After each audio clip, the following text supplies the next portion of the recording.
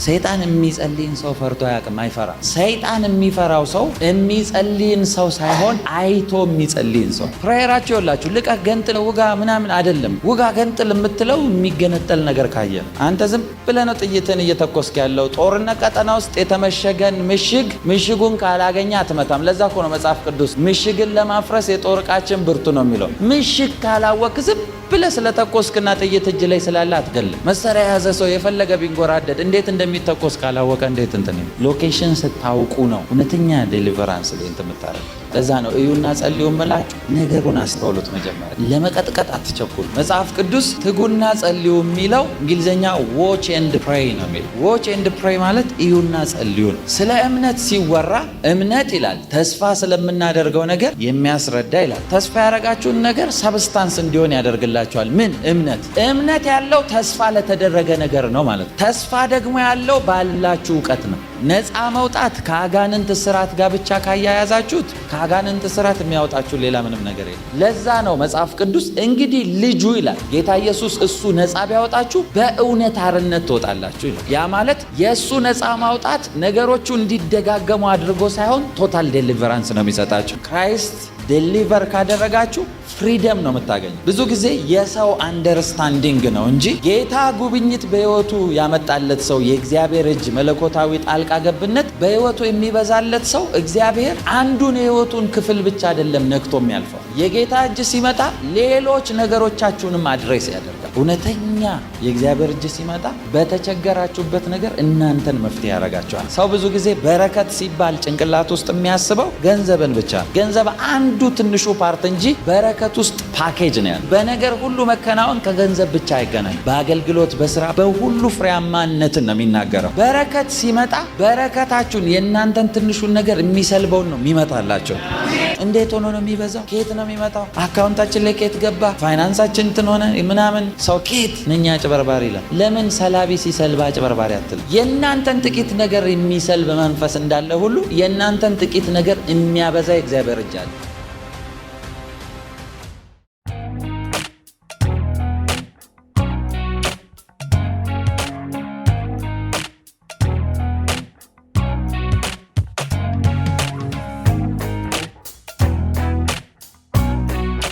ኢየሱስ ጌታ ነው።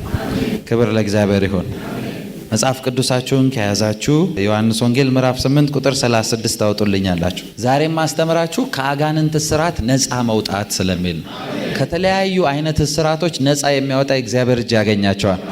አሜን በሉ። ግድ የላቸው ከአጋንንት እስራት ነፃ መውጣት። በዴሊቨራንስ ፕሮሰስ ውስጥ 4 አይነት ታይፖች አሉ። ዴሊቨራንስ ታይፖች ማለት ነው። እና ቤዚካሊ 3 ናቸው። ግን አንደኛው ፕሮፌቲክ አኖይንቲንግን ስለሚፈልግ ነው። የመጨረሻው ፕሮፌቲክ ዴሊቨራንስ ይባላል። እሱን ፖርሽን አልነካውም፣ ግን ሰፊ ስለሆነ ማለት ነው። ፕሮፌቲክ ዴሊቨራንስ በፕሮፌቲክ ጊፍትም ኦፕሬትን ማድረግ ስለሚጠይቅ ማለት ነው። ግን 3ቱን ሌቭሎች የዴሊቨራንስ ሌቭሎች እነግራቸዋለሁ። ሰው በህይወቱ በሚኖርበት በምድር በሚኖርበት ሁሉ ያሉትን የነፃ መውጣት መንገዶችና ታይፓቸውን አስተምራቸዋለሁ። እነዚህ ያነቋቸዋል። ነፃ መውጣት ምን ማለት እንደሆነ ከምን ነፃ እንደሚወጣ ደግሞ በደንብ አንደርስታንድ ስታደርጉ ሁል ጊዜ አለርት ትሆናላችሁ። ኮንሽስነስ ስለሚፈልግ መንፈሳዊ ዓለም። ዮሐንስ ወንጌል ምዕራፍ 8 ቁጥር 36 እንግዲህ ልጁ አርነት ቢያወጣችሁ በእውነት አርነት ትወጣላችሁ። እስቲ አንድ ላይ በሉት ሁላችሁ። እንግዲህ ልጁ አርነት ቢያወጣችሁ በእውነት አርነት ትወጣላችሁ። እንግዲህ ልጁ አርነት ቢያወጣችሁ በእውነት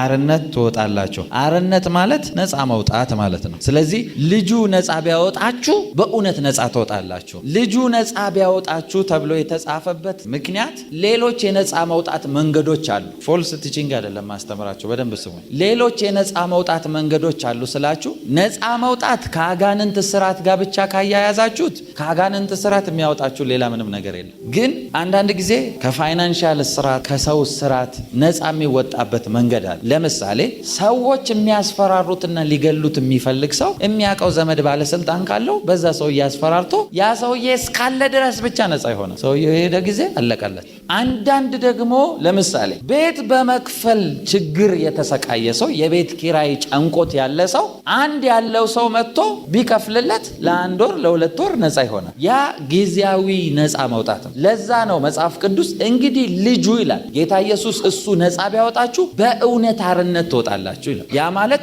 የእሱ ነፃ ማውጣት ነገሮቹ እንዲደጋገሙ አድርጎ ሳይሆን ቶታል ዴሊቨራንስ ነው የሚሰጣችሁ። ቶታል ዴሊቨራንስ እንዲሆን ጸልያለሁ። እንዲሆንላችሁ ጸልያለሁ። በእያንዳንዱ አቅጣጫ ዴሊቨራንስ እንዲሆን ጸልያለሁ። እስቲ አሜን በሉ። ብዙ ጊዜ የሰው አንደርስታንዲንግ ነው እንጂ የሰው መረዳት ነው እንጂ ጌታ ጉብኝት በሕይወቱ ያመጣለት ሰው የእግዚአብሔር እጅ መለኮታዊ ጣልቃ ገብነት በሕይወቱ የሚበዛለት ሰው እግዚአብሔር አንዱን የሕይወቱን ክፍል ብቻ አይደለም ነክቶ የሚያልፈው። የጌታ እጅ ሲመጣ ሌሎች ነገሮቻችሁንም አድሬስ ያደርጋል። ለምሳሌ ታሞ የመጣ ሰው ብዙ ጊዜ ሰምታችሁ ከሆነ እሱ ብቻ አይደለም ሰዎች ሲመሰክሩ አይታችኋል አይደል? ይደጋግማሉ። ይሄም ቤተሰቤም እከሌም እያሉ ይሄዳሉ። ለምን? የእግዚአብሔር እጅ ሊሰራ ሲመጣ ስፔሲፊክ ነገራችሁን ብቻ ነክቶ አይደለም የሚሄደው፣ ጉድለታችሁን ሁሉ ያውቃል። የጌታ እጅ እንዲያገኛችሁ ጸልያለሁ። የጌታ እጅ እንዲያገኛችሁ ጸልያለሁ። እስቲ ነፃ መውጣት በሉ። ነፃ መውጣት በሉ እስቲ።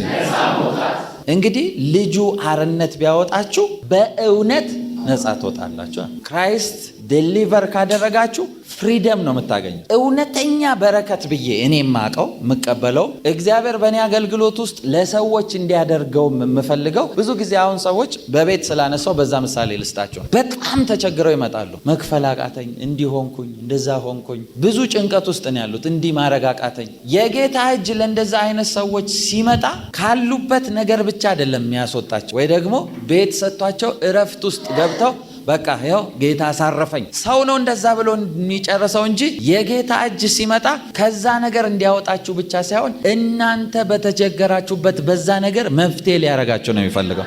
እስቲ አሜን በሉ። ይኸው በቤት የተጨነቃችሁ ቤት እየሰራችሁ ትሰጣላችሁ። እመኑኝ፣ ቃል ነው የሚያሰራችሁ፣ ትሰጣላችሁ።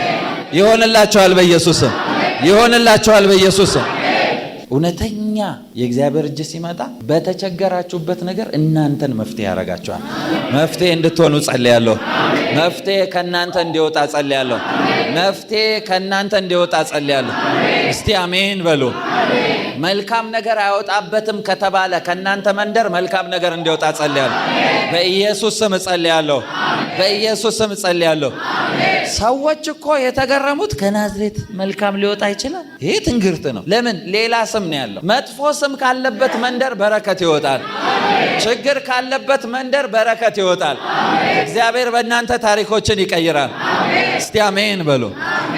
ስለ ዴሊቨራንስ ሳስብ ብዙ ጊዜ እኔ ስለ መናፍስታዊ አሰራሮች፣ እንዴት አጋንንቶች የሰውን ሕይወት ዲስትራክት እንደሚያደርጉ በጣም ዲፕ እያስተማርኩ ነበር። ከዚህ በፊት የነበሩትም ትምህርቶች አይታችኋል።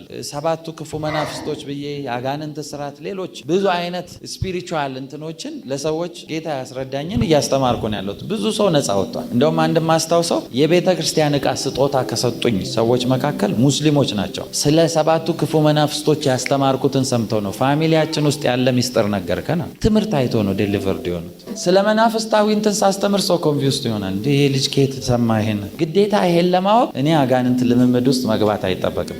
መዳን በመስቀል ሞት ነው ከተባለ ጌታ ከሞተልኝ እኔ ለምን ብዬ ሞታለሁ? የሞተልኝን አሜን ነው ማለት። ምርኮን ማረከ ሲል የማረከው የት ሄዶ ነው? ሲኦል ውስጥ ገብቶ እኮ ነው። ስለዚህ የገባውን ኤክስፒሪየንስ ሰጥቶኛል። ስለዚህ ያንን ዊዝደም አውቃለሁ። ስለዚህ ዴሊቨር አደርጋለሁ። ብዙ ጊዜ በአማኞች ሕይወት በጣም ውስጤ እንደ አገልጋይ ማዝንበትን ነገር ልንገራችሁ። ለምሳሌ ስለ በረከት ሲወራ በሰዎች ሕይወት ውስጥ ስላለ ፋይናንሻልም ይሁን መንፈሳዊም ይሁን የጤና በረከት፣ ሰው ብዙ ጊዜ በረከት ሲባል ጭንቅላት ውስጥ የሚያስበው ገንዘብን ብቻ ነው። ገንዘብ አንዱ ትንሹ ፓርት እንጂ በረከት ውስጥ ፓኬጅ ነው ያለ። ለምሳሌ ብልጽግና ምናምን ሲባል ሰው ጭንቅላት ውስጥ መጥፎ ነገር የሚገባው መጽሐፍ ቅዱስ እንደዚህ ይላል፣ ወዳጄ ሆይ በነገር ሁሉ እንዲከናወንልህ ጸልያለሁ የሚለው አማርኛ ነው። እንዲከናወንልህ ብሎ የጻፈላቸው ፕሮስፐር እንድታረግ ነው የሚል። ስለዚህ በነገር ሁሉ መከናወን ከገንዘብ ብቻ አይገናኝ። በአገልግሎት በስራ በሁሉ ፍሬያማነትን ነው የሚናገረው። እስቲ አሜን በሉ።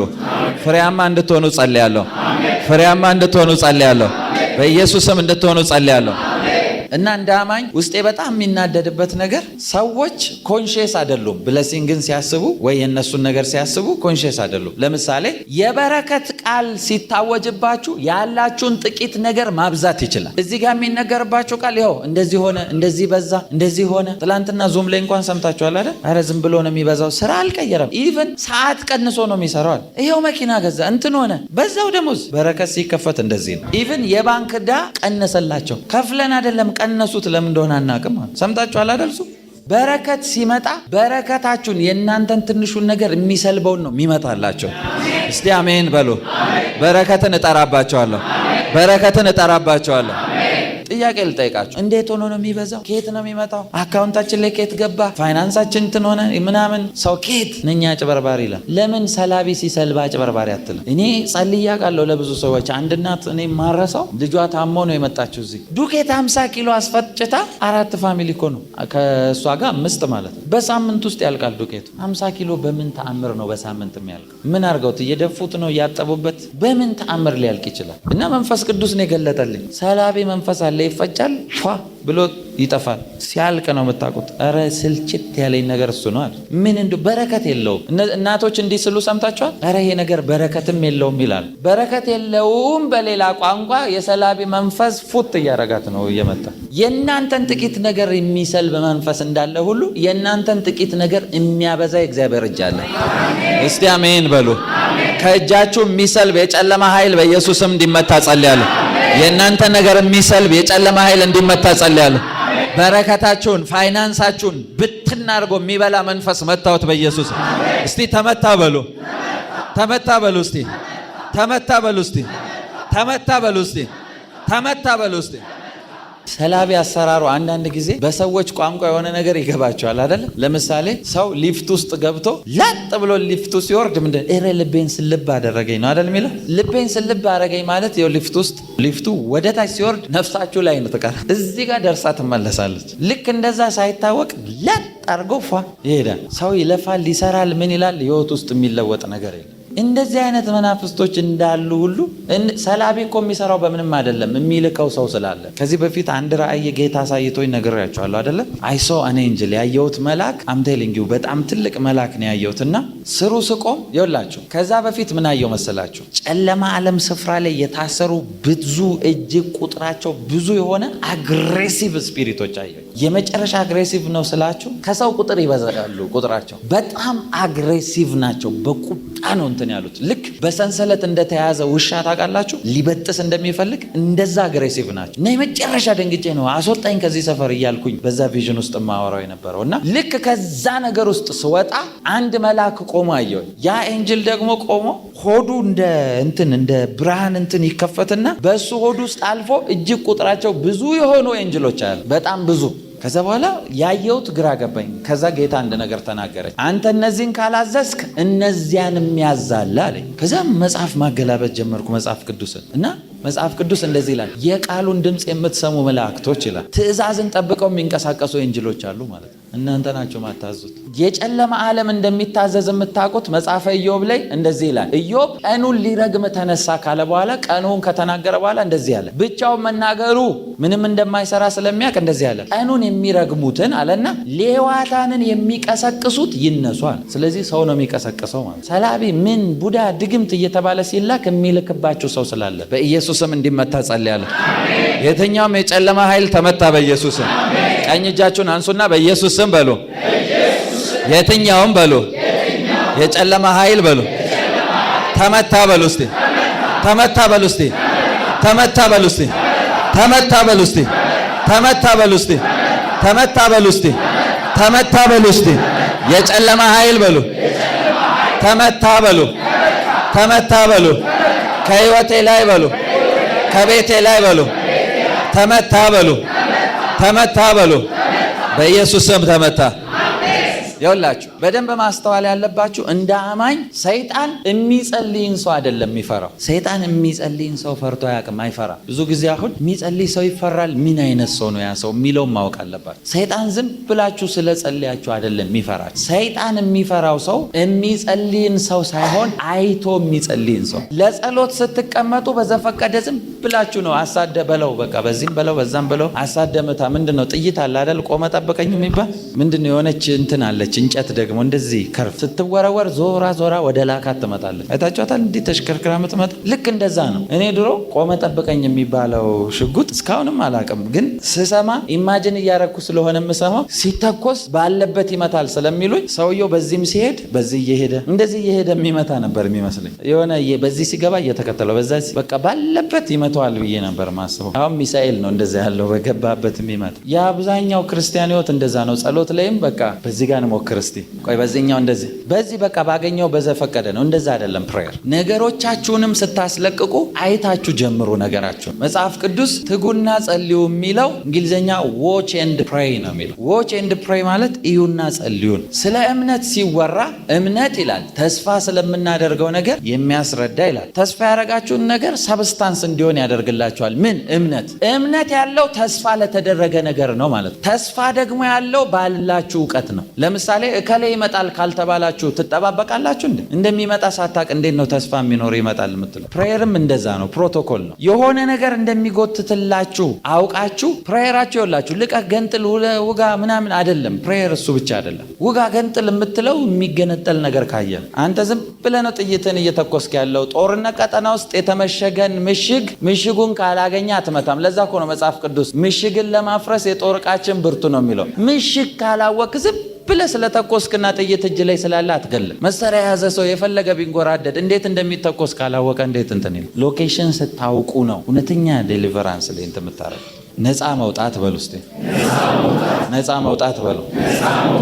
ለዛ ነው እዩና ጸልዩ እምላችሁ። ነገሩን አስተውሉት መጀመሪያ፣ ለመቀጥቀጥ አትቸኩሉ። እኛ ደግሞ እንደ አበሻ በጣም ፌቨራይት ጸሎታችን የነፃ መውጣት ነው። የእውነቴን ነው። አይታችሁ ታውቃላችሁ? በስጋ የሚደባደብ ነው አንዳንዱ የሚመስለው።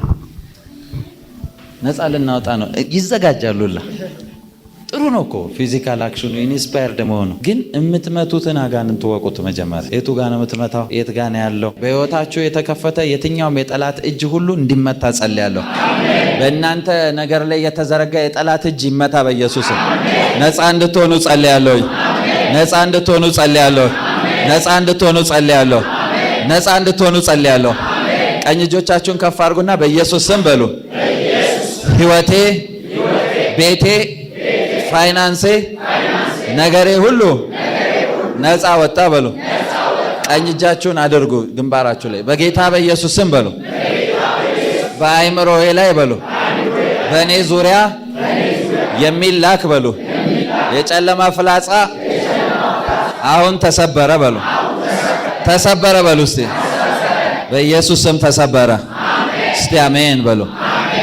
ስሙኝ፣ 3 አይነት ዴሊቨራንስ ሌቭሎች አሉ። የመጀመሪያው ዴሊቨራንስ የምታውቁት የመጀመሪያው ሌቭል ዴሊቨራንስ ይሄ ኢንስታንትሊ ዴሊቨርድ የምትሆኑበት ነው። ወዲያው ቅጽበታዊ ነፃ መውጣት የምታገኙበት። ለምሳሌ እንደሱ አይነት ነፃ መውጣቶች ምን አይነት ናቸው ካላችሁኝ፣ እንደሱ አይነት ነፃ መውጣቶች አጋንንት ፖሰስድ ሆነው ማኒፌስት አድርጎ እዚህ ጋር ሲጮ ተይዞ አይታችኋል አይደለ? አልወጣም እንደዚህ ሁሉ አመት ቆይቼ ምናምን ይላል። ከዛ ውጣ ስትሉት ይወጣል። ባይዘወይ በዚሁ የምነግራችሁ አጋንንት ብዙ ሲዝት ሊወጣ ነው። አልወጣም ብሎ የሚዝተው ይወጣል። እኔ በህይወቴ እየሞተ የሚዝት አጋንንት ብቻ ነው ያየሁት። መጽሐፍ ቅዱስ ለዛ ነው ባለጋራችሁ ዲያብሎስ ይላል የሚውጠውን ፈልጎ እንደሚያገሳ አንበሳ በዙሪያችሁ ይዞራል። አንበሳ ነው አላለም። እንደ አንበሳ ፕሪቴንድ ያደርጋል። የለውም፣ የአንበሳ ኔቸር የለውም። አንበሳው ኢየሱስ ብቻ። እስቲ አሜን በሉ። እስቲ አሜን በሉ። የመጀመሪያው ዴሊቨራንስ ምን አልኳችሁ? ኢንስታንት ዴሊቨራንስ። ኢንስታንት ዴሊቨራንስ ማለት ለምሳሌ ይሄ ከአጋንንት ብቻ ሳይሆን ወዲያው ነፃ የምትወጡት አንዳንድ ጊዜ ከሆኑ ጭንቀት ውስጥ ስታርፉ ያም ዴሊቨራንስ ነው። በመጽሐፍ ቅዱስ ላይ ያቺ ባለ ዕዳ ልጆቿን ሊወስድባት የነበረች ሴት ነፍሷ ተጨንቆ ዘመኗ ሁሉ በዕዳ ሊያልቅ የመሰላት ሴት ነቢዩን ስታገኝ ምንድነው ፕሮብሌምሽ? ባለ ዕዳ ልጆቼን ሊወስድ ነው፣ ዕዳ አለብኝ። በምንም ቢባል ብዘቀዝቁኝ የምከፍለው የለም፣ የቤቴ ዕቃ አይደለም። እኛም ምንም አድርገን አይከፍልም ዕዳውን። ዘመድ የላት ምን የላት። ኤልሳ ነገሯን ሊፈታ ቃል ሲያወጣባት ያ ቃል ኢንስታንት ዴሊቨራንስን ይሰጣል። ለዛ ነው የመጀመሪያው ሌቭል ዴሊቨራንስ ከህመማችሁ ሊሆን ይችላል፣ ከአጋንንት እስራት ሊሆን ይችላል፣ ከየትኛውም ከተያዛችሁበት ነገር ወዲያው ስትላቀቁ ያ ፈርስት ስቴፕ ነፃ የምትወጡበት ዴሊቨራንስ ይባላል። ያ ነው የመጀመሪያው ዴሊቨራንስ። ከሰዎች ሊሆን ይችላል፣ ከዕዳ ሊሆን ይችላል። እዚህ ሰምታችኋል አይደል? ዕዳዎች ሲሰረዙ ከሰው ሕይወት ብዙ ዕዳዎች ተሰረዙ፣ ብዙ እንትኖች ተሰረዙ። ነፃ የሚያወጣ የእግዚአብሔር እጅ ስላለ ካላችሁበት፣ ከተጨነቃችሁበት፣ ግራ ከተጋባችሁበት ነገር ድንገት ጎትቶ ሲያወጣችሁ ያ ኢንስታንት ዴሊቨራንስ ይባላል። በኢየሱስ ስም ይሁንላችሁ። የትኛውም ከህመም ይሁን ፋይናንሻል ጭንቀት ይሁን ከየትኛውም አጋንንት ስራት ነፃ እንድትሆኑ ጸልያለሁ። ነፃ እንድትወጡ ጸልያለሁ። ነፃ እንድትወጡ ጸልያለሁ። ነፃ እንድትወጡ ጸልያለሁ። እስቲ ነፃነቴን ተቀበልኩ በሉ። ነፃነቴን ተቀበልኩ በሉ። ነፃነቴን ተቀበልኩ በሉ። እስቲ ተቀበልኩ በሉ። በኢየሱስ ስም ይሁንላችሁ። ነገሮቻችሁ ነፃ እንዲሆኑ ጸልያለሁ። የተያዘባችሁ ምርኮ ኢንስታንትሊ እንዲለቀቅ ጸልያለሁ። በረከታችሁ እንዲለቀቅ ጸልያለሁ። የትኛውም የተያዘ ነገራችሁ ነፃ እንዲሆን ጸልያለሁ። እስቲ አሜን በሉ። አንዳንድ ሰው የዶክመንት ሊሆን ይችላል፣ የጤና ሊሆን ይችላል፣ የልጅ ጥያቄ ሊሆን ይችላል፣ የሜሬጅ ጥያቄ ሊሆን ይችላል። ነገሮች ኢንስታንትሊ ሲከፈቱ ያ መልስ ሲመጣ ኢንስታንት ዴሊቨራንስ ኢሚዲየት ነፃ የምትወጡበት የመጀመሪያው ስቴፕ ነው። ኢየሱስ ጌታ ነው። ሁለተኛው ስቴፕ ዴሊቨራንስ ደግሞ በጊዜ ሂደት ነፃ የምትወጡበት ያ ማለት ፕሮግሬሲቭ ዴሊቨራንስ ይባላል። ፕሮግሬሲቭ ዴሊቨራንስ የሚባሉት ለምሳሌ በብዙ ዓመት ረጅም ጊዜ በአጋንንት ስርዓት ውስጥ ሲሰቃዩ የነበሩ ሰዎች እነዛ ቶርች ሲያደርጓቸው ዘመናቸውን ሁሉ ሲጫወቱባቸው የነበሩ አጋንንቶች በጭንቅላታቸው ውስጥ ስለው የሄዱት ፓተርን አለ። ሰው ነፃ የሚወጣው ከአጋንንት ስርዓት ከሰው ብቻ ሳይሆን ያ የተሳለበትን ነገር ዲሊት ማድረግ ፕሮግሬሲቭ ዴሊቨራንስ ይባላል። እዚህ ሌቭል ላይ አጋንንት አይደለም ጮሆ የሚወጣው፣ ግን አጋንንቱ የተከለው መንገድ እንዲመቸው አድርጎ በእናንተ ህይወት ላይ የጻፈው ነገር ዲሌት ሲደረግ ማለት ነው። ለዛ ነው መጽሐፍ ቅዱስ ሲናገር ጌታ ኢየሱስ አጋንንት ከሰው ህይወት ሲወጣ አለ ወደ ምድረ በዳ ይሄዳል አለ። ወደ ምድረ በዳ ይቅበዘበዝና ያ ቦታ ስለማይመቸው ተመልሶ ይመጣል ወደዛ ሰው አለ። ሲያየው ያን ሰውዬ ባዶ ሆኖ ካገኘው አለ ነፃ ሆኖ ካገኘው ከሱ የከፉ 7 ይዞ ይመጣል አለ። ስለዚህ ያ ሰውዬ አጋንንት ተጸልዮለት ነው የወጣው። የሚመለስበት ምክንያት አጋንንቱ ሲመጣ ባዶ ሜዳ ካገኘ እዚህ ውስጥ የተመዘገበ ፓተርን እውቀት ከሌለ ይገባል ማለት። በዚህ አይነት ብዙ ሰዎች ስላልሰለጠኑና ስላልተማሩ አንዳንድ ጊዜ አይታችኋል። አንዳንድ ሰዎች ይጸለይላቸዋል፣ ነፃ ይወጣሉ። ሲመጡ በሳምንቱም አሁንም ይጮሃል። አይታችሁ ታውቃላችሁ? እኔ ገና አጋንንት ማኒፌስት ሲያደርግ የሰዎቹን ኔቸር መንፈስ ቅዱስ አንደርስታንድ እንዳረግ ካረገኝ አልጸልይም። ቆይ ትምህርት ነው የሚያስፈልጋቸው እላለሁ። እንደዛ አይነት ሰዎች ጮሆ አጋንንቱም ይኸው እዚህም ቸርች ይሄዳል፣ እዛም ቸርች ይሄዳል፣ እዛም ይሄዳል፣ እዛም ይሄዳል። አጋንንት ወሬኛ ነው ባይዘው። እኔ አንድም አጋንንት እዚህ ቸርች አምልጬ እንደዚህ ያለ እዚህ ተያዝኩ ወሬኛ ነው፣ ውሸቱን ነው ባይዘው። የሚያባላ መንፈስ፣ እንደዚህ አይነት መንፈስ አገልጋዮችም ተጠንቀቁ። ስፒሪት ኦፍ ፕራይድ ሊከትባችሁ ነው። ተንኮለኛ ነው ዲመን። እዛ ተመንቶ ማኒፌስት ካረገ ይወጣል። የሚመታው መንፈስ አለ ማለት። አገልጋዮችም ይሄንን ዊዝደም ተማሩ። አጋንንት ማኒፌስት ሲያደርግ ስትጸልዩ ማኒፌስት ሲያደርግ ውጣ ብቻ አትበሉት። አለቃው መንፈስ ጠይቁት። ማኒፌስት ያደረገው መንፈስ ይናገራል አለቃው ማን እንደሆነ። ምክንያቱም በሰው ህይወት ውስጥ ዴሊቨራንስ ሲሆን አጋንንቶች የሰውን ህይወት ትሪክ የሚሰሩት ይጮሃል። ጭፍሮቹን አስጮሆ እሱ ይቀራል። ጮሆ ወጥቷል ስትሉ ይቀራል። ምክንያቱም የሌሎቹን ኤክስፖዝ አድርጎ ይመጣል። ስታዩት ያ ሰውዬ ጮሆለታል እኮ ምንም የሚለወጥ ነገር የለም። ለምን? ሙሉ ለሙሉ ዴሊቨርድ አልሆነ። ስለዚህ ኢቭን ዲዘርኒንግ ጊፍት የሌላችሁ አለቃውን መንፈስ ካላወቃችሁት ማኒፌስት ያደረገ ያ መንፈስ እሳት ስለማይችል ይለፈልፋል። ጠይቁት። በቃ ልክ አንድ ሌባ ተይዞ ታሪክ ሁሉ እንደሚዘረዝር ማለት ነው። ስለዚህ ሁለተኛው ሌቭል ብዙ አማኝ የሚያስፈልገው ዴሊቨራንስ ታይፕ ይሄ። ያው አንዳንድ ጊዜ ንጽህናን ራስን መጠበቅ ልብስ ከማጣት ጋር አይገናኝም። እንደዛ እንዳታወሩ በፍጹም። ይሄ የስንፍና ወሬ ነው። ሰው ምን አለኝ ምናምን ነው። ያለውን ራሱ ንጹህ አድርጎ መልበስ ጥበብ ነው። ያለውን መልበስ ሌላ ነገር እኮ አይደለም። ያለህን ነገር መጠበቅ እሱ ነው። አንድ ሰውዬ ነበር እና ሰውየው ልብሱ ላዩ ላይ ከመቆሸሹ አልፎ ሰው አያስጠጋም። በቃ ሲቀርብ እንትን ይላል እና አካባቢው ያሉ ሰዎች ይሄን ሰውዬ ማገዝ አለብን አሉና ተሰባስበው ሙሉ አስወልቀውት ሙልጭ አድርገው አጠቡት። ፀጉሩን ምኑን ሁሉን ነገር ካስተካከሉ በኋላ የሚገርም ሱፍ ገዝተው አለበሱት። ሁለተኛ እንደዚህ እየሸተት እንዳትሄድ ምናምን ብለው አዘንጠው እንትን አረጉት። ከዛ ቆይቶ ልብስን ቀይርና ና ተብሎ ሰውየው ልብሱ ተሰጥቶት ከታጠበ በኋላ ሊቀይር ከገባ በኋላ ሲወጣ አሁንም ይሸታል። አሁን እኛውን ያጠብነ እዚሁ የታጠብከው ምንድነው የሚሸተው? አሁን ምንድነው የሚሸተው? አዲስ ልብስ ነው አሉት። ከዛም እንዳለ ታውቃላችሁ? ለቀያሪ ብዬ ካልሲውን ይዤዋለሁ። ያንን ሳላላወጣው ነው ያንተ የሚያደርግ። ብዙ ሰው ነፃ አልወጣም ሳይሆን ያ የነበረበት ኦልድ ፓተርን ጭንቅላት ውስጥ ስቲል ተመዝግቦ ነው ያለው። የእግዚአብሔር እጅ አልፎ የሰዎችን ህይወት ነፃ ከማውጣት አልፎ እንዳይባርክ የሚያደርገው እንደዚህ አይነት ፓተርን። ስለዚህ ሁለተኛው ፕሮግሬሲቭ ዴሊቨራንስ የሚባለው ሰው በእውቀት ነፃ የሚወጣው ነፃ መውጣት ማለት። ትናንትናውን ዙም ላይ ሰምታችኋል አይደል? ኦርቶዶክሶች እኛ በጌታ አይደለንም፣ አንድ ትምህርትህን ሰማን ስለ ኤልዛቤል መንፈስ ያወራው ላይፋችን ደስ አይልም ነበር፣ እሱ ነፃ ወጣን። ሰምታችኋል አይደል? አንድ ስትናገር ከሆነ ፓተርን ሲስተም እውቀት ዴሊቨር እያደረጋቸው ነው ማለት። ስለዚህ አሁን በችግር ውስጥ ያለን ሰው በጣም ለዘመናት በማጣት በፋይናንሻል ጥያቄ ውስጥ በጣም በድህነት ውስጥ ሲሰቃይ የነበረን ሰው ድንገት አምጥታችሁ አንድ 5 ሚሊዮን ብር አካውንቱ ላይ 10ም አድርጉት ከታችሁ ሚሊዮነር ላድርገው ብትሉ አመት ሳይሞላው መልሶ እዛ ላይፍ ውስጥ ይገኛል። ያሰው ለምን? ብሩ አይደለም ባለጠጋ የሚያደርገው የማይንድ ፓተርን ነው። እስቲ መርካቶ ያለ አንድ ነጋዴ ሚሊዮነር የነበረ ዜሮ አድርጋችሁት እስቲ እንትን በሉት መልሶ እንዴት ሚሊዮነር እንደሚሆን ያውቃል። መልሶ ይሆናል። ከስሯል ስትሉት ይሆናል። ከዚህ በፊት ነግሬያቸዋለሁ አይደለ? ስለ ትራምፕ $900 ሚሊዮን ኔጌቲቭ ውስጥ ገብቶ ያውቃል ሰውየው። መንገድ ላይ የሚለምን ሰውዬ እያየ ባለቤቱን ይሄ እኮ ከኔ በላይ ሚሊዮነር ነው አለ። እንደው የምታወራው ይሄ ሄደ የለበት እኔ እኮ ኔጌቲቭ 900 ሚሊዮን ነኝ፣ በ900 ሚሊዮን ይበልጠኛል። ሰውየው ግን ይለምናል። ኔጌቲቭ ውስጥ የሆነ ሰውዬ ግን ፓተርን ስለሚያውቅ አሁን ቢሊዮነር ነው ሰውየው። በፕሬዚዳንት ሌቭል እንደኔ አይነት ቢሊዮነር የለም ብሎ ይኮራል። አይታችሁ ታውቃላችሁ? መድረክ ምን ያላቸው እነዚህ እኔ እኮ ቢሊዮነር ነኝ ይላል። ምንም የማይፈራ ሰውዬ።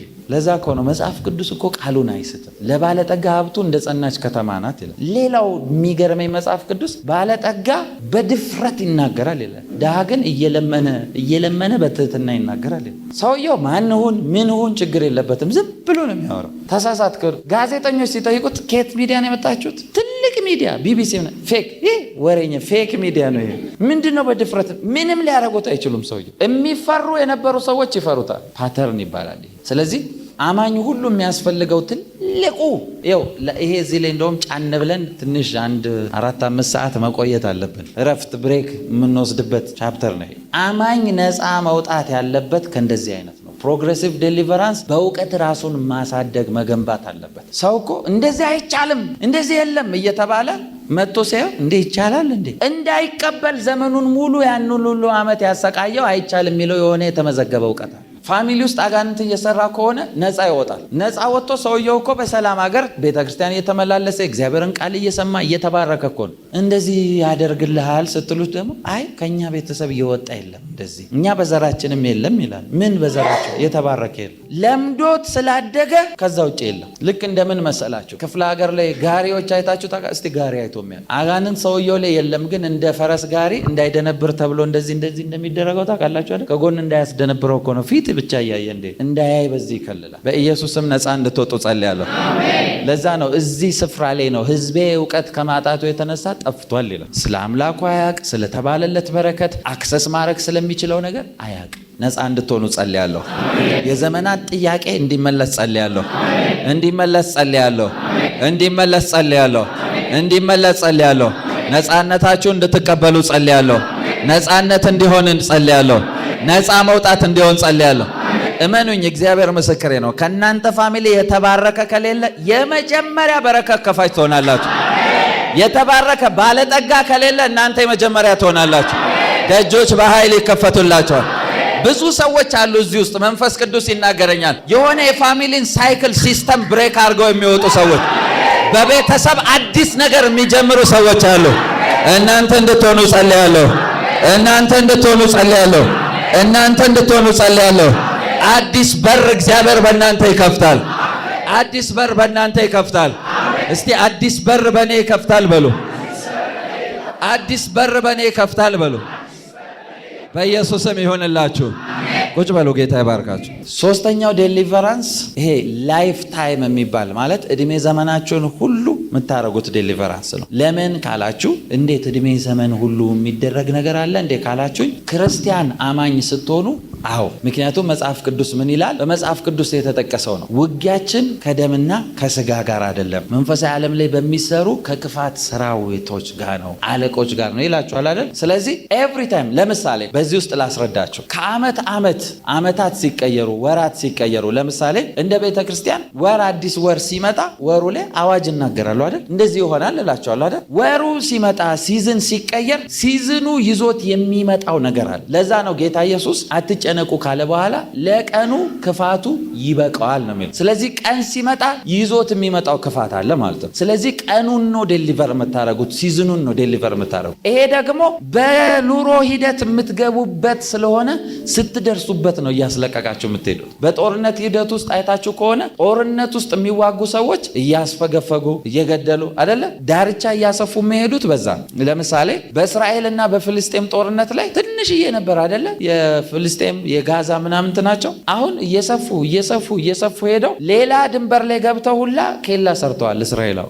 መጀመሪያ ያልነበረ እየተገፋ ነው ሄደው። መንፈሳዊ ዓለምም እንደዚሁ ነው። አመት ሲጀመር ለምንድን ነው እኛ አመቱ ላይ የዚህ አመት ነው የሚሆነው ምንለው? አመቱ ሲመጣ አመቱ ይዞት የሚመጣውም ነገር ስላለ አመቱ ላይ ይሄ ነው ብለን ዲክሌር እናደርጋለን። ለምሳሌ 2023 ላይ በጣም ከፍተኛ በሆነ ደረጃ በበሽታ በጦርነት በዓለም ላይ በእንደዚህ አይነት ቁጥር ተመዝግበው እስከማያውቅ ድረስ ሰው ሞቷል አይደል? እዩ 2023 ወደ ኋላ ሄዳችሁ እዩ። ለምንድን ነው እንደዚህ ሆኖ? ምን የተለየ ነገር ካላችሁ አመቱ ይዞት የሚመጣው ነገር አለ። ለምሳሌ ስፒሪት ሬልም ላይ ቁጥር ሲቀየር፣ ቀን ሲቀየር፣ አመት ሲቀየር ሜሴጅ ነው። 23 ማለት ትርጉሙ ዴዝ ኤንድ ሪዘሬክሽን ማለት ትንሣኤና ሞት ማለት። ስለዚህ በትንሣኤ ህይወት ውስጥ የሌለ ሞት ኦልሬዲ የተለቀቀበት ሲዝን ስለሆነ ሰው ይሞታል። ግብፅ መንደር ውስጥ ሞት ሲመጣ አይሄኛው ደሙ ሳይሆን እስራኤላዊ ነው ብሎ አይደለም የሚያልፈው። ሞቱ እንዲያልፍ ቀባ ተብሏል። ያልቀባ ሰው ካለ ይገባለታል። እስራኤላዊ ስለሆነ አይደለም የሚያሳልፈው፣ ያቺ ነገር ብቻ ነው። ሲዝኑ ይዞት የመጣው ነገር ስላለ ነው ህዝቡን ሁሉ